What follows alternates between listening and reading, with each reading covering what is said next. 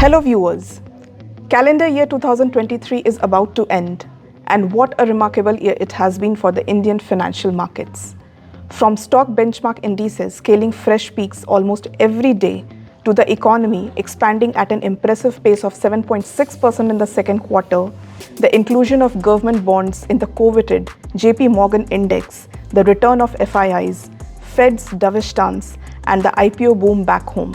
The list is long and encouraging. And while the long-term outlook for the market remains robust, in the short term, it is going to have some impact as India goes to the general elections next year. But before the general elections, there will be the presentation of Union Budget, which this time is going to be different. Since the country will go for the general elections this time, the Finance Minister will present an interim budget instead of the full year budget on February 1. So what should one look forward to this time? To discuss all this and much more, today we have Mr. Nishit Master, a fund manager with Axis Securities. Welcome to our show, sir, and thank you so much for sparing your time. My first question is, what's your view on current market? And I really want to expand my question that 20 years back, BJP government campaigned with the slogan, India Shining. Now, fast forward to 2023, what's your view on the current state of, in Indian financial markets as well as economy? What do you want to, if I may ask, how do you want to describe it? Thriving India, India dazzling what? And also, like at this current juncture, do you feel that one should be concerned about anything as regards markets? So, you gave me an example of 20 years back with the slogan of India Shining. At that point in time too, India actually was shining. A lot of investments were going into infrastructure, but probably the messaging was not that great. It didn't reach the grassroots, and probably that's why we had a change in government. The difference between that setup and this setup is that this setup is very good in terms of communicating to the grassroots. In spite of poor expectations from the last assembly elections, which we had recently, they managed to actually turn around what's happened in terms of the seats and the wins they've got. So I think this establishment understands the importance of communicating to the grassroots. They've been able to successfully do it. We are best amongst the lot in the market right now, or you look at any global economy, India is doing far better than others. We have built certain base levels where this would spring us our next, or these would be our next growth drivers, including manufacturing. This was a sector which was actually never focused by any government. So earlier we used to have simple things like inverted duty structures. Now those inverted duty structures have been corrected by this government, and these are simple things which manufacturing companies globally need. They need incentives to actually create value in India, and that's what this government has been able to do. And that's where we've started seeing fruits of growth coming from this government. So you will see growth being stronger than at least other economies globally. If there is a global slowdown, obviously Indian growth will also slow down, but I believe we will still be better than others. So per se, if one looks at equity inflows, India should continue to attract equity inflows from global funds because we'll probably be the least dirty shirt in the market. Risk, according to me, currently is areas where there is frothiness in terms of valuations. So there are areas, obviously, where there is frothiness in valuations. Most of these areas is in the small and mid-cap space. But there too, there are decent amount of plays which are possible. Though I will not speak about individual names, but I think, even in the small and mid-cap space, though there is frothiness in valuation, there are still islands where one can find value and one could play that. In the large cap space, I don't think so. Valuations are very frothy. They are comfortable, they are reasonable. looking at earnings growth trajectory over the next 2 years, which should be in mid-teens, mid to high teens, I think valuations look reasonable on the large cap side. Okay.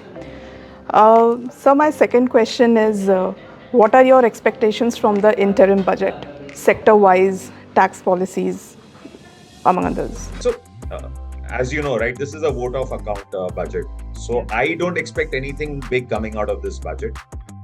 In fact, after GST committee being formed and GST being implemented, in fact, most of the indirect tax issues get sorted in the GST committee.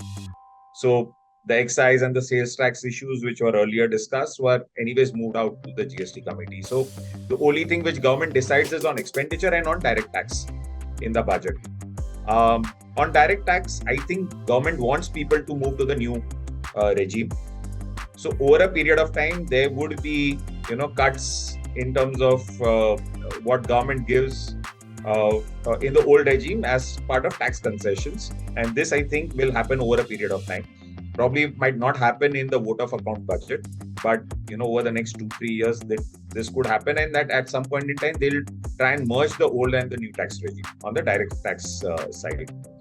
On expenditure side, I think one would continue to see heavy expenditure on infrastructure development, on defense, but government will be mindful of the fiscal deficit number. So we'll end this year probably at 5.9% of fiscal deficit, and our target for FY26 is less than 4.5. So we might end up anywhere between that, say around 5.2, 5.3% of fiscal deficit for FY25. Though again, I'm telling you that this budget, though because it's going to be a vote for account budget, don't expect anything major from this budget. A major part of any reforms will only come post the new government gets formed. That's when they'll have a complete budget, and that's when you'll see new reforms coming in. I think again probably a focus on labor reforms, again focus on agriculture reforms could be could come into play only once the new government comes in. Noted. So comparing the promises and the executions, what according to you are the hits and misses of the Modi 2.0 government, and what is the one thing, if I may ask, that what is that one thing that you are really disappointed or you feel that government should have worked on it? Let me come to the good things. So in terms of infrastructure investment, in terms of efficiency of governance, in terms of ease of doing business, I think the government has scored fairly well. I was personally disappointed with the withdrawal of the agriculture reforms, which were earlier announced. I think it was good, not just for the economy, but also for farmers. Also for efficiency in agriculture, it would have increased productivity. It would have led to significant increase in farm incomes, which would have benefited everyone. Government tried it. I think they, if possible, or if it was politically possible for them, they could have stuck with their stance. Probably it was not politically possible for them. But that's where my disappointment stems from. Probably, I was saying earlier, right, that communication from this government has been actually better than others. This agriculture reforms, I think, is one place where communication could have been better to all the participants than what we've seen. But apart from that, I think this government has done all the right things to a great extent. And we are seeing signs of that, right? And we are seeing fruits of that. So in an environment where there are geopolitical issues globally, there is significant amount of slowdown, not just in Europe, but also in China and probably in US expected next year. We are not talking of any slowdown. We're still growing pretty fast, and we are diversifying our growth engines, not just services, but even manufacturing. Indeed. Okay, so coming back to markets, we have seen that IT shares have rebounded. What's your view on it? Do you think the worst is behind us and the happy days are here again? for the IT sector? This recent knee-jerk reaction on the sector has been on the back of potential rate cuts expected in US next year after the Fed policy meet. I think that it's difficult for us to know the inflation trajectory and difficult for us to know the interest rate trajectory in US. I am of the camp that there is higher probability that the US interest rates might stay higher for longer. And if that is the case, then I think this whole euphoria on IT might not play out as per expectations. So if interest rates stay higher for longer, then you will continue to hear that IT budgets are getting, IT plans are not getting approved, budgets are getting, it's taking time for deal finalization to happen, budgets are getting cut.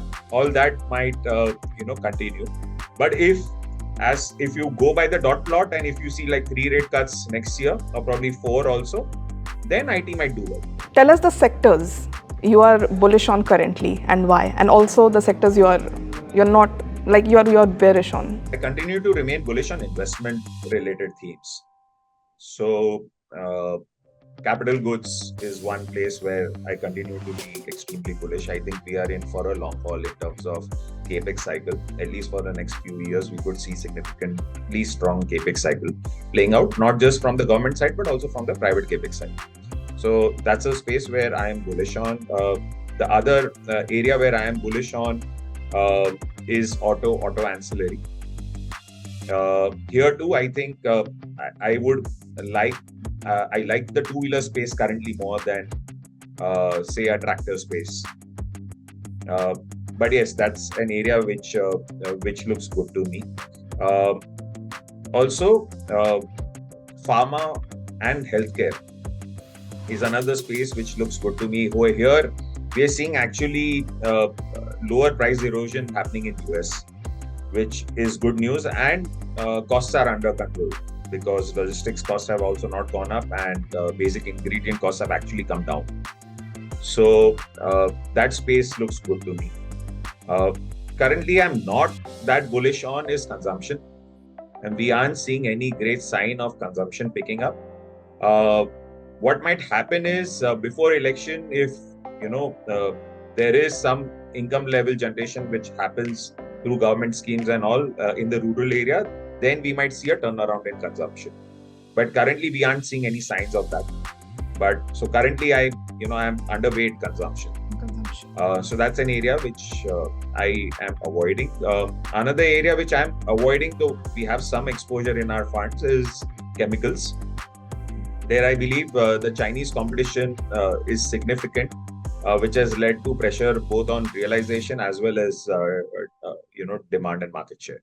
So that's another area where I am concerned about. And the third area or third sector where I am concerned right now is metals. Okay. This is stemming from the fact that in spite of all the actions which the Chinese government has taken, they've not been able to reflate the economy and grow their economy. And metal prices globally are at least currently determined by what happens in China.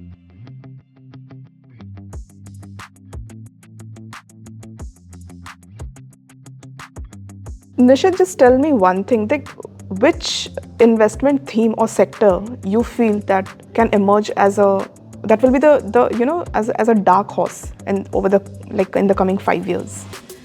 No one was talking of EMS earlier. Now everyone talks of EMS. Electronic manufacturing has picked up significantly. So that's been an area where we've seen significant amount of movement, but that's on the back of government action. I think next round of government action could come in the area of mining, with more mines coming up for auction. Also more commodities or rare earth minerals mines also coming up for auction. You could see significant amount of action there, and government probably might take steps to ease a lot of red tape which is currently there in mining. So you could see significant amount of movement in mining over the next 5 years. one can play it through either companies which mine or play it through ancillaries of that. Companies which provide equipment to such mines could be an interesting play to play. So that's, according to me, a dark horse for the next 5 years. Okay. Thank you. Thank you so much for your time.